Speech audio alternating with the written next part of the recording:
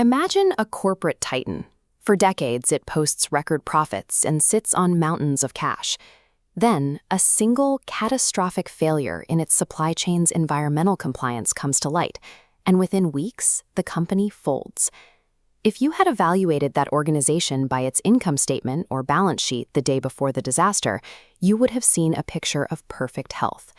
That highlights the core limitation of traditional reporting standards like GAAP and IFRS. They are strictly backward-looking and heavily siloed, measuring financial capital with extreme precision, while ignoring the broader reality of how a business actually operates. An organization's true viability depends on an interconnected web of physical assets, human labor, natural resources, and community trust.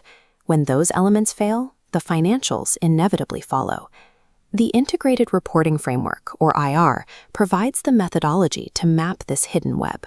The framework requires connected disclosure, showing exactly how an organization's strategy, governance, and operating context create value over the short, medium, and long term.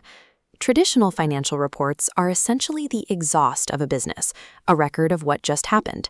An integrated report is the real-time telemetry of the entire engine. To capture this telemetry, an integrated report relies on two foundational structures: 9 content elements and 7 guiding principles. The 9 content elements are the what.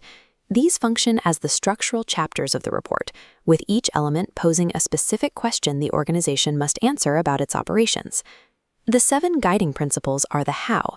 These are the qualitative editorial filters that dictate the fidelity, conciseness, and reliability of the data presented. Crucially, these are not separate checklists to be completed in isolation. They form a dynamic, interrelated reporting system. For the CMA exam, the most effective way to understand the IR framework is to build its underlying diagram from first principles. An integrated report serves as a dynamic reflection of a living, breathing value creation process. At the absolute center of any organization is its business model. This is the core mechanism of transformation. This aligns with our first content element. The report must answer the question, what is the organization's business model? By detailing the internal activities that drive it. This engine requires fuel, and it produces results. We draw inputs flowing into the business model on the left, and outcomes flowing out on the right. In this framework, inputs encompass 6 distinct capitals, moving beyond simple cash accounting. Beyond standard financial capital, there is natural capital, like water, human capital, representing employee skills, intellectual capital, covering patents and software, manufactured physical assets, and social capital, measuring community trust. The business model transforms these diverse inputs into immediate outputs, such as manufactured products, which ultimately result in systemic outcomes. These outcomes then feed back into the system, either building up or depleting those 6 specific capitals over time. Generating massive financial capital is a failure if the organization permanently destroys natural and social capital in the process. The system will stall. Of course, this core engine is constantly subjected to external pressures. This dictates our next content element: organizational overview and external environment. The report must clearly outline the market circumstances under which the company operates. Because that environment generates friction, we add risks and opportunities, identifying factors affecting the capitals. To manage that friction, we add governance, detailing how leadership and ethics actively support value creation. Notice the structural interplay here. Governance provides the defensive shield and strategic direction against the pressures exerted by the external environment. Without mapping an organization's governance against its specific external risks, predicting the future output of its business engine is impossible. To show how leadership actively steers the organization, we place the strategy and resource allocation element at the top. This answers where does the organization want to go, and exactly how will it distribute the 6 capitals to get there.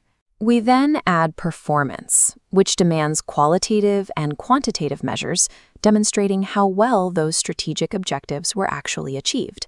And finally, future outlook, anticipating uncertainties for the business model, measured against value creation over time. Our diagram of the value creation process is structurally complete. Now we have to determine how to actually present these 9 elements. That is where the 7 guiding principles serve as a filtration lens. First, the principle of connectivity of information requires the report to show exactly how all these diagram pieces interrelate. Next is materiality. An organization should only disclose information that has a substantial effect on its ability to create value. If a data point doesn't move the needle, it gets cut. The remaining principles ensure actionable data. Reports must be concise and complete, consistent and comparable over time, maintain a strategic focus, and define stakeholder relationships. These principles also inform our final 2 content elements, basis of preparation and general reporting guidance, which simply require the organization to state the methods used to calculate and present this data.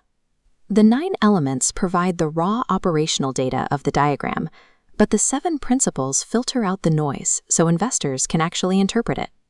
This is the official diagram of the value creation process, published by the IR framework.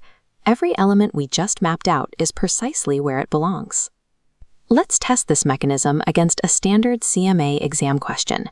It asks, which of the following is not an element of the value creation process? Your options are governance, the integrated report, strategy and resource allocation, and future outlook. The correct answer is B, the integrated report. While the elements and principles drive the engine, the report itself is the document describing the system, the map rather than the territory.